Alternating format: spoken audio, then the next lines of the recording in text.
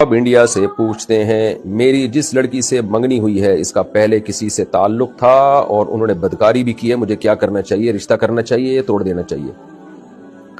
मैं किसी के पर्सनल मामलात में उसको मशवरा नहीं देता, क्योंकि मशवरा देना बड़ा मुश्किल काम होता है। जब तक 100% किसी के हालात का इल्म ना हो उस वक्त तक मशवरा देना मुमकिन नहीं होता। लेकिन मैं जनरली एक उसूल बयान करता हूँ कि औरत की जो सबसे बड़ी सिफत है ना, वो है पाकदामनी।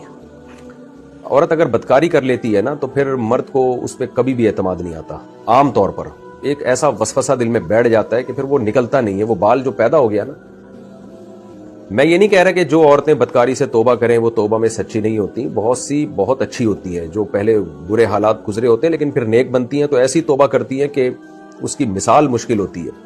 लेकिन हम दिलों के हालात जानते नहीं कि जब एक लड़की किसी मर्द से बदकारी कर ली ना, तो बहुत एक हया बहरहाल निकल जाती है।